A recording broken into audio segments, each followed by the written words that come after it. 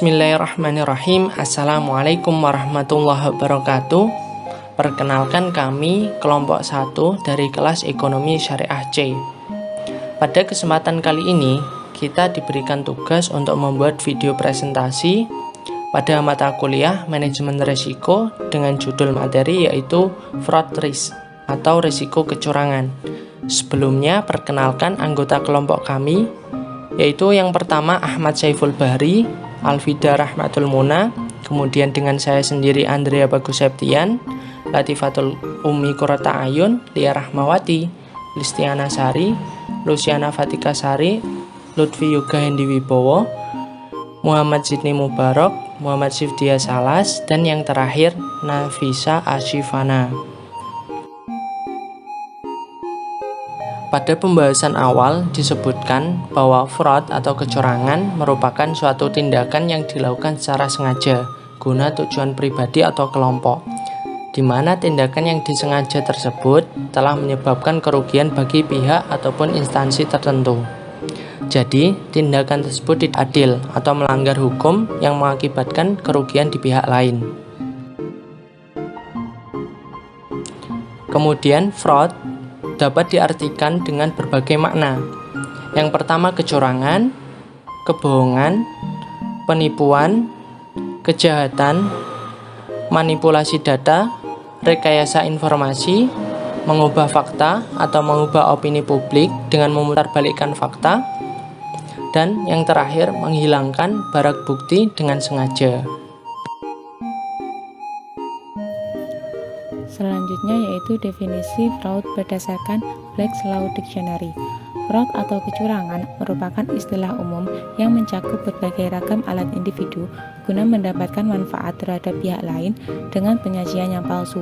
Tidak ada aturan yang tetap dan terlihat, kecuali dapat ditetapkan sebagai dalil umum dalam mendefinisikan kecurangan, karena mencakup akal atau muslihat, kelicikan, dan cara-cara yang tidak wajar guna menipu orang lain. Singkatnya, fraud atau kecurangan adalah perbuatan curang yang berkaitan dengan sejumlah uang atau properti. Definisi fraud atau kecurangan menurut Fahmi pada tahun 2016 yaitu fraud merupakan sesuatu yang disebabkan oleh keinginan seseorang yang teraplikasi dalam bentuk perilakunya guna melakukan suatu tindakan yang menyalahi aturan. Dengan luasnya definisi dari kecurangan, pada umumnya kecurangan meliputi bermacam-macam arti, di mana dengan kepandaian manusia, seseorang dapat merencanakan untuk memperoleh keuntungan melalui gambaran yang salah. Selanjutnya yaitu risiko kecurangan atau risiko fraud. Risiko fraud merupakan risiko yang dialami oleh suatu perusahaan atau institusi karena faktor terjadinya kecurangan yang disengaja, baik kerugian yang bersifat materi maupun non-materi, di mana kerugian materi diukur dari segi nilai finansial dan kerugian non-material menyangkut dengan kerugian yang bersifat non-finansial. Jadi, risiko fraud ini jenis risiko yang umum dihadapi oleh banyak perusahaan. Fraud atau kecurangan dapat berdampak buruk seperti kerugian finansial, bahkan sampai reputasi perusahaan yang rusak. Risiko ini tidak boleh dianggap remeh atau sebelah mata karena dapat membuat perusahaan berada dalam kondisi yang sangat rentan untuk bangkrut. Perusahaan harus memiliki rencana dalam menghadapi risiko fraud ini. Gunanya yaitu agar bisa mencegah terjadinya kecurangan. Dengan melakukan tindakan pencegahan tersebut, perusahaan bisa segera menyikapi jika terjadi risiko fraud sebelum menjadi korban kerugian yang besar. Jenis-jenis fraud. Secara umum, fraud dibedakan menjadi 3, yaitu yang pertama, penyalahgunaan aset atau penyimpangan atas aset. Kecurangan ini meliputi penyalahgunaan atau pencurian aset atau harta perusahaan untuk kepentingan pribadi. Ini merupakan bentuk fraud yang paling mudah dideteksi karena sifatnya yang tangible atau dapat diukur atau dihitung. Yang kedua, pernyataan palsu. Pernyataan palsu meliputi tindakan yang dilakukan oleh pejabat atau eksekutif suatu perusahaan atau instansi pemerintah untuk menutupi kondisi keuangan yang sebenarnya dengan melakukan rekayasa keuangan dalam penyajian laporan keuangannya untuk memperoleh keuntungan, atau mungkin dapat dianalogikan dengan istilah window dressing. Yang ketiga, korupsi. Jenis fraud ini yang paling sulit dideteksi karena menyangkut kerjasama dengan pihak lain, seperti suap dan korupsi, di mana hal ini merupakan jenis yang terbanyak terjadi di negara-negara berkembang yang penegakan hukumnya lemah dan masih kurang kesadaran akan tata kelola yang baik, sehingga faktor integrasinya masih dipertanyakan. Fraud jenis ini seringkali tidak dapat dideteksi karena para pihak yang bekerja sama menikmati keuntungan atau simbiosis mutualisme, termasuk di dalamnya adalah penyalahgunaan wewenang atau konflik kepentingan, penyuapan, penerimaan yang tidak sah atau ilegal, dan pemerasan secara ekonomi. Bentuk fraud yang pertama, intentional error, adalah kesalahan yang disengaja dengan tujuan untuk menguntungkan diri sendiri dalam bentuk window dressing atau merekayasa laporan keuangan supaya terlihat lebih baik agar lebih mudah mendapat kredit dari bank, dan check rating atau saldo rekening bank ditampilkan lebih besar sehingga kurat ratio terlihat lebih baik. Yang kedua, unintentional error adalah kesalahan yang terjadi secara tidak sengaja atau kesalahan manusiawi, misalnya salah menjumlah, penerapan standar akuntansi yang salah karena ketidaktahuan. Yang ketiga, collusion adalah kecurangan yang dilakukan oleh lebih dari satu orang dengan cara bekerja sama dengan tujuan untuk menguntungkan orang-orang tersebut, biasanya merugikan perusahaan atau pihak ketiga. Misalnya, di suatu perusahaan terjadi collusion antara bagian pembelian, bagian gudang, bagian keuangan, dan supplier dalam pembelian bahan atau barang. Yang keempat, intentional misrepresentation, memberi saran bahwa sesuatu itu benar, padahal itu salah oleh seseorang yang mengetahui bahwa itu salah. Yang kelima, manajemen fraud, kecurangan yang dilakukan oleh manajemen sehingga merugikan pihak lain, termasuk pemerintah, misalnya manipulasi pajak, manipulasi kredit bank, kontraktor yang menggunakan cost plus fee. Yang keenam, organized crime, kejahatan yang terorganisir, misalnya pemalsuan kredit card, pengiriman barang melebihi atau kurang dari yang seharusnya di mana si pelaksana akan mendapat bagian 10%. Yang terakhir, computer crime, kejahatan dengan mudah memanfaatkan teknologi komputer sehingga si pelaku bisa mentransfer dana dari rekening orang lain ke rekeningnya sendiri. Selanjutnya yaitu penilaian risiko kecurangan. Langkah-langkah penting dalam proses penilaian risiko fraud. Yang pertama yaitu identifikasi risiko fraud bawaan. Risiko bawaan adalah risiko yang mungkin timbul akibat karakter bawaan dari suatu transaksi, yang bisa disebabkan oleh kompleksitas transaksi dan klasifikasi transaksi, kompleksitas perhitungan, aset yang mudah dicuri, digelapkan, dan ketiadaan informasi yang sifatnya objektif. Yang kedua, penilaian terhadap dampak dan kemungkinan dari risiko yang teridentifikasi. Ada 3 frekuensi kemungkinan terjadinya risiko, yaitu yang pertama jarang terjadi, yang kedua bisa terjadi, yang ketiga sangat mungkin terjadi. Dalam pendekatan manajemen risiko, pimpinan organisasi harus mencermati risiko pada kemungkinan bisa terjadi untuk menghindari kerugian. Langkah-langkah penting dalam proses penilaian risiko fraud yang terakhir adalah pengembangan tanggapan terhadap risiko yang memiliki dampak tinggi dan kemungkinan guna menghasilkan hasil yang di luar toleransi manajemen.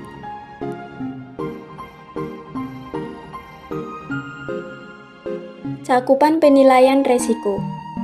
Step 1, personil akuntansi dan keuangan, yaitu membantu mengidentifikasi pelaporan keuangan dan menjaga skenario kecurangan kas. Step 2, personil bisnis non-finansial, yaitu meningkatkan pengetahuan mereka setiap harinya tentang operasi, interaksi pelanggan dan vendor, dan skenario kecurangan industri terkait lainnya. Step 3, personil hukum dan kepatuhan, yaitu mengidentifikasi skenario yang mungkin termasuk potensi kriminal, perdata, dan kewajiban-kewajiban hukum.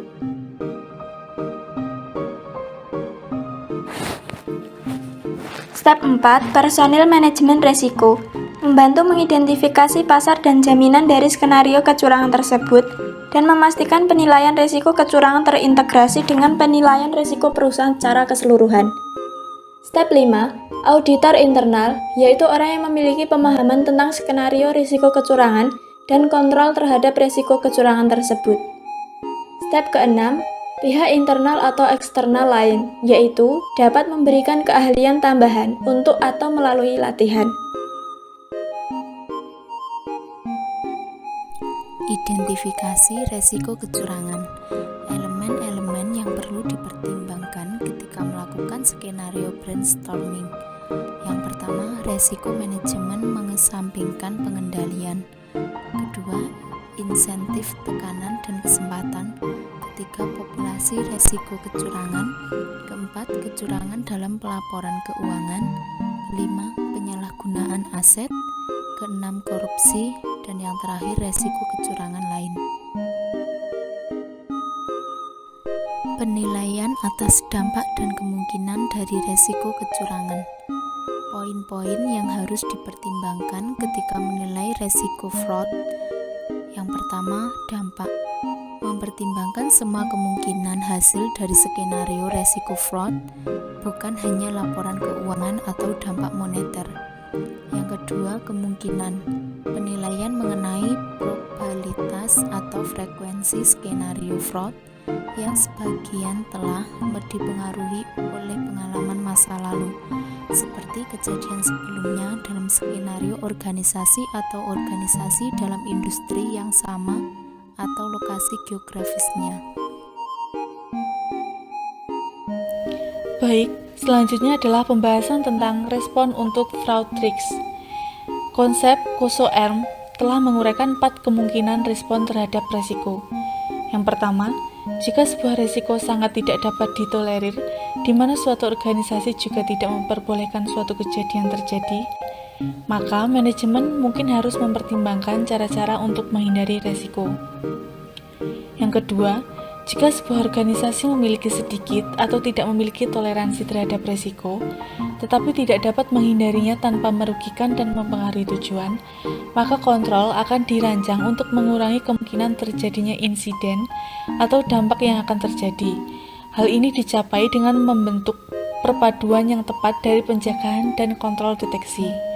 Yang ketiga, jika sebuah organisasi berkeinginan untuk mengurangi dampak atau kemungkinan risiko, tetapi tidak percaya bahwa mereka memiliki keterampilan atau pengalaman untuk melakukan secara efektif dan efisien, maka mereka diperbolehkan untuk berbagi atau share pencegahan dan kontrol deteksi operasinya dengan organisasi yang lebih siap untuk mengeksekusi kontrol tersebut. Dan yang terakhir, jika terjadinya risiko sangat ditolerir, manajemen dapat memutuskan untuk menerima risiko pada tingkat tersebut dan tidak melakukan berbagai upaya tertentu untuk mengelola risiko tersebut. Yang selanjutnya adalah pencegahan kekurangan. Fraudgate menjelaskan terkait elemen-elemen umum yang mampu berperan penting dalam pencegahan fraud. Yang pertama, melakukan investasi latar belakang, di mana investigasi menyeluruh terkait informasi yang disediakan pelamar kerja saat melamar, melakukan wawancara, dan di CV. Ulasan akan dilakukan oleh pihak ketiga mencakup aspek seperti riwayat pekerjaan, catatan keuangan, pendidikan, dan kejahatan. Yang kedua, memberikan pelatihan anti-fraud. Yang ketiga, mengevaluasi kinerja dan kompensasi program. Yang keempat, melakukan wawancara keluar. Yang kelima, otoritas bebas. Dan yang keenam, transaksi tingkat prosedur. Penyebab kecurangan. Yang pertama, tekanan. Terjadinya dorongan yang menyebabkan seseorang untuk melakukan sesuatu yang dipicu oleh beberapa alasan, mulai dari dorongan untuk melakukan sesuatu yang dipicu oleh ekonomi, emosi, atau nilai. Yang kedua, adanya peluang. Ketika terdapat peluang, maka disitulah ada perusahaan yang dilakukan oleh pelaku penipuan. Faktor ini biasanya dinilai karena lemahnya pengendalian internal atau kewenangan dalam perusahaan. Dan yang ketiga, rasionalisasi atau pembenaran terhadap tindakan ilegal. Faktor ini terjadi ketika seseorang melakukan rasionalisasi atau mencari pembenaran atas terjadinya kejadian. Hal ini biasanya terjadi karena pelaku mempertahankan jati dirinya sebagai orang yang dipercaya, sehingga ia akan menemukan pembenaran atas tindakan tersebut. Selanjutnya akan dilanjutkan oleh teman saya. Selanjutnya, yaitu terkait prinsip utama mengelola risiko kecurangan. Prinsip yang pertama yaitu risiko kecurangan pemerintahan, di mana hal ini menjadi salah satu prinsip utama yang digunakan dalam melakukan pengelolaan terkait upaya pengurangan risiko kecurangan yang terdapat dalam dunia pemerintahan. Prinsip yang kedua yaitu terkait penilaian risiko kecurangan, di mana hal ini digunakan untuk menilai, menganalisis, dan menentukan upaya pencegahan pada suatu risiko kecurangan dengan melakukan berbagai strategi agar lebih mampu memaksimalkan upaya menghadapi risiko-risiko yang akan datang secara tidak terduga. Prinsip yang ketiga yaitu biaya pencegahan kecurangan, di mana hal ini berkaitan dengan melakukan analisis perkiraan terkait biaya yang mestinya dikeluarkan guna mencegah terjadinya suatu risiko kecurangan. Prinsip yang keempat yaitu deteksi kecurangan, di mana hal ini berkaitan dengan pengkajian deteksi secara dini guna mempersiapkan terkait munculnya risiko masa depan yang datang secara tidak terduga.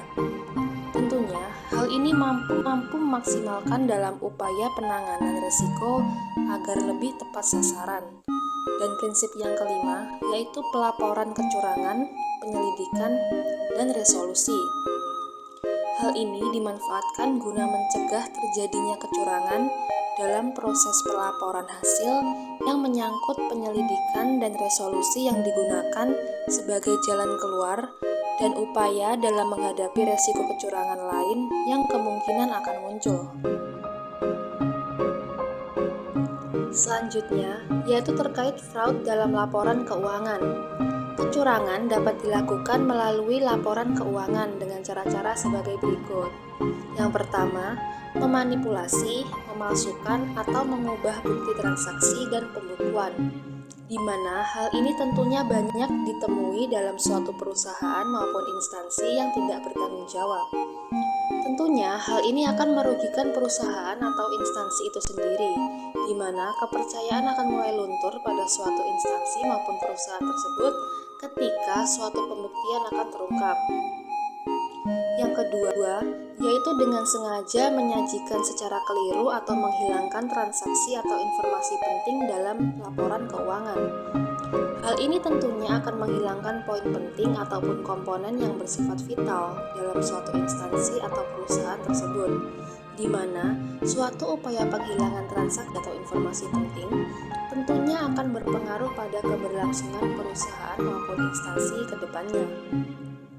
Yang ketiga, yaitu dengan sengaja menerapkan standar akuntansi secara tidak benar, baik dari sisi jumlah, klasifikasi, cara penyajian, atau pengungkapan.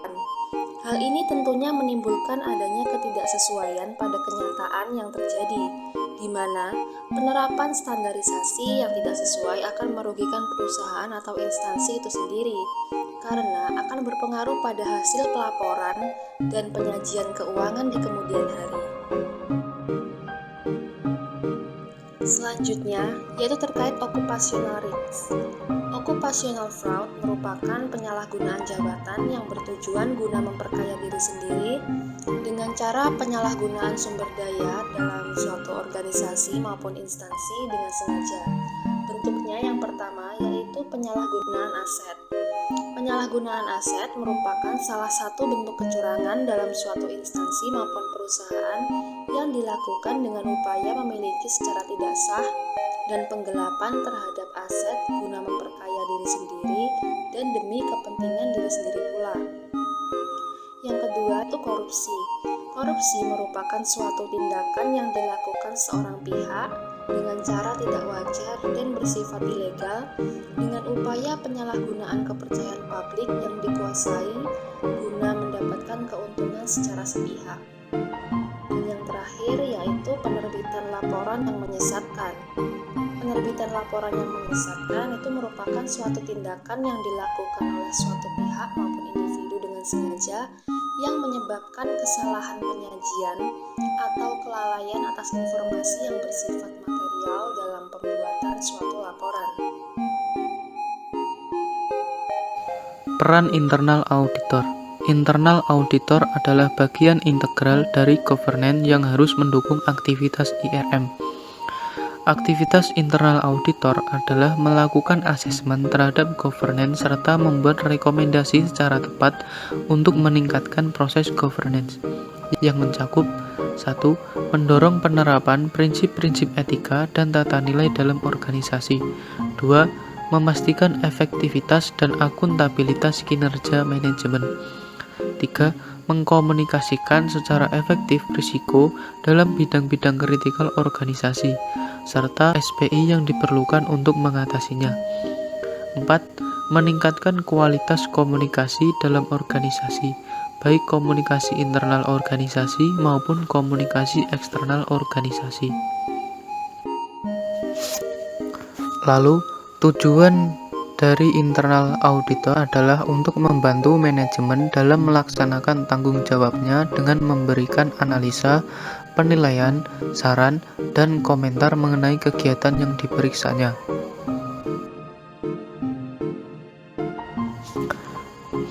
Skeptisme profesional. Skeptisme profesional merupakan kemampuan guna melakukan evaluasi secara kritis atas bukti dan informasi yang diperoleh. Kemampuan semacam ini sangat penting untuk keperluan asesmen risiko fraud. Dengan kemajuan TI, modus fraud bergeser dari pola konvensional ke dalam fraud melalui teknologi informasi. Auditor perlu memiliki keterampilan praktis di bidang TI sebagai alat bantu untuk meningkatkan efektivitas dan efisiensinya dalam mendeteksi fraud, misalnya melalui Computer Assisted Audit Techniques atau teknik audit berbantuan komputer. Ilustrasi fraud atau beberapa bentuk kecurangan dalam laporan keuangan yakni dibagi menjadi 5. 1. Pendapatan fiktif. Yang kedua, penyembunyian utang dan beban. Yang ketiga, penilaian aset secara tidak tepat.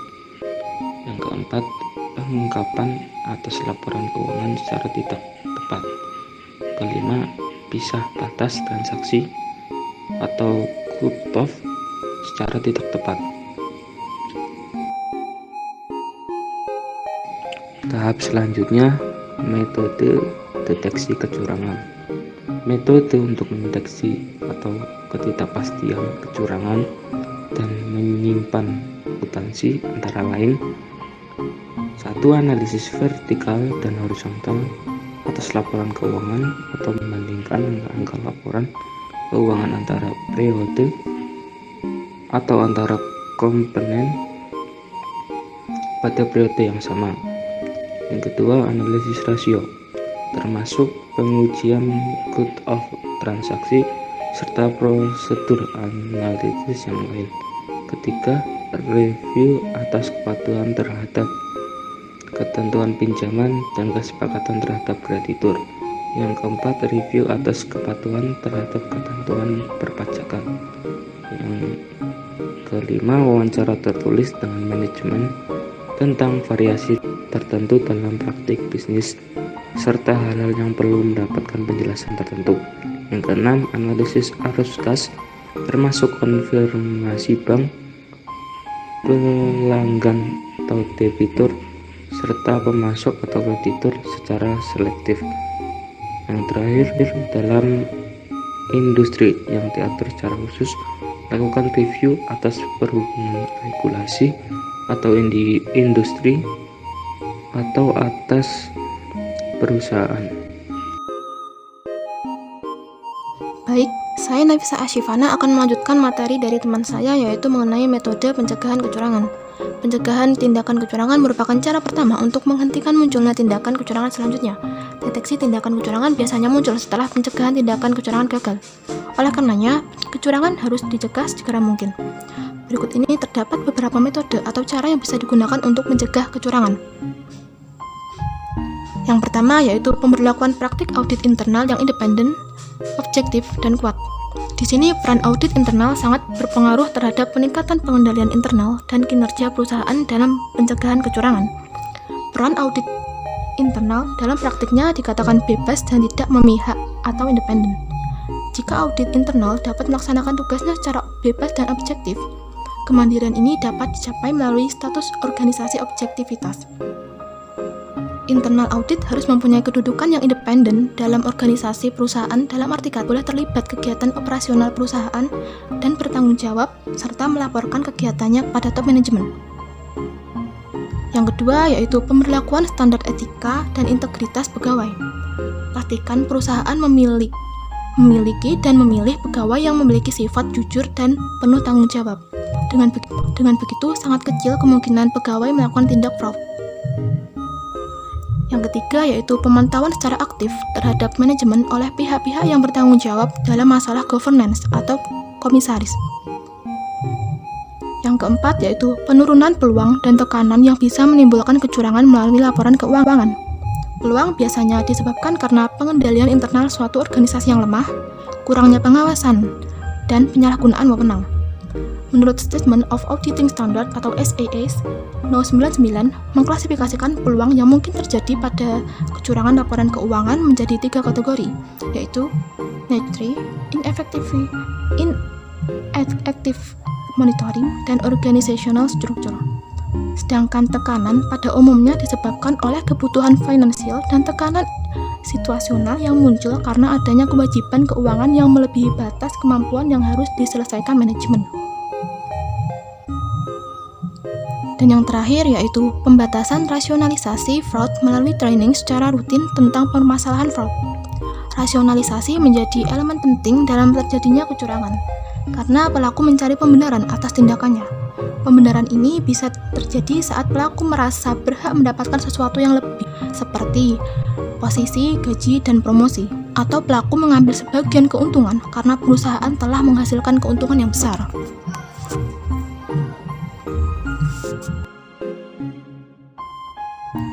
Selanjutnya yaitu investigasi kecurangan. Dalam membuat perencanaan investigasi kecurangan, ada beberapa yang harus dipertimbangkan, yaitu metode untuk pengumpulan data, seperti surveillance atau pemantauan secara cermat, interview, dan atau pernyataan tertulis. Di dalam interview, usahakan untuk menggunakan cara integrasi atau interview yang halus dan sopan. Hindari kekerasan dan intimidasi, serta gunakan asas praduga tak bersalah terhadap tersangka. Yang kedua, pendokumentasian bukti. Pertimbangkan aturan legal tentang dokumentasi bukti serta penggunaan bukti untuk keperluan bisnis. Yang ketiga, menentukan luas kecurangan. Yang keempat, menentukan pola dan teknik kecurangan. Yang kelima, evaluasi penyebab kecurangan. Dan yang terakhir, identifikasi pelaku kecurangan. Yang selanjutnya yaitu bidang risiko fraud.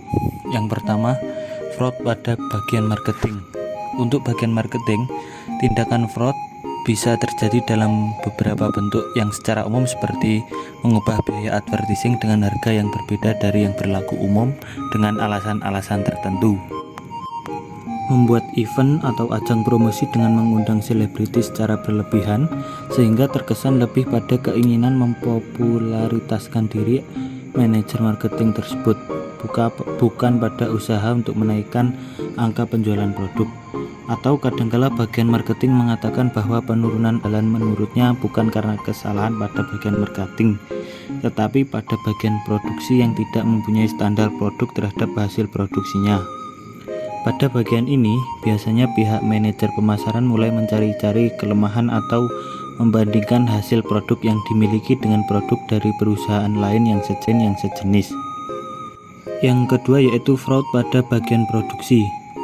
Pada bagian produksi, fraud itu bisa terjadi dalam berbagai hal seperti menurunkan tingkat ketelitian pada standar produk yang seharusnya, memproduksi dalam jumlah yang berlebihan, namun melaporkannya dalam jumlah yang tidak sebenarnya, dan kelebihan produksi itu ia simpan dan dipasarkan secara bawah tangan atau sembunyi-sembunyi.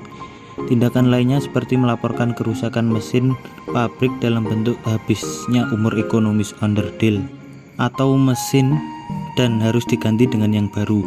Usulan ini bisa saja terjadi karena faktor sudah adanya deal atau kesepakatan dengan pihak lain dan ada jumlah fee atau bonus yang akan ia terima nantinya. Yang ketiga yaitu fraud pada manajemen laba. Manajemen laba termasuk tindakan fraud, mengingat dalam manajemen laba laporan keuangan disesuaikan dengan keinginan manajemen yang faktual atau apa adanya, dengan dukungan standar akuntansi yang berlaku umum. Yang keempat yaitu fraud pada insider trading.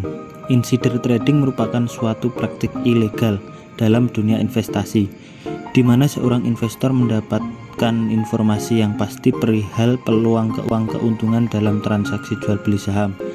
Kepastian informasi tersebut tentu bersumber dari pihak di perusahaan terkait. Yang kelima yaitu fraud pada bagian keuangan.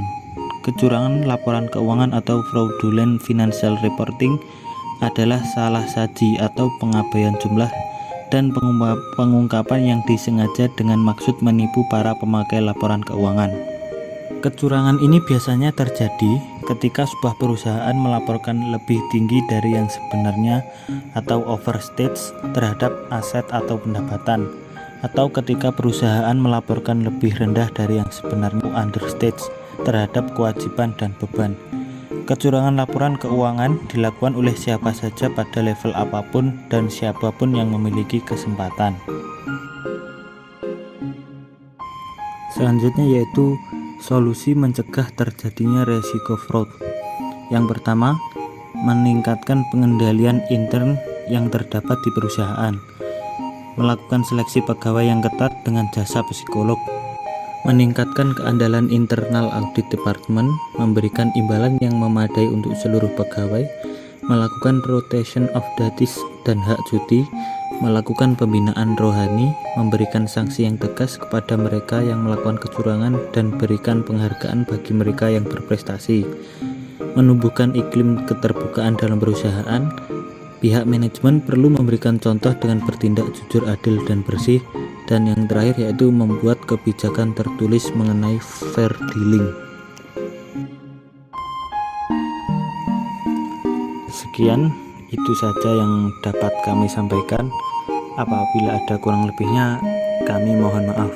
Wa akhiran, wassalamualaikum warahmatullahi wabarakatuh.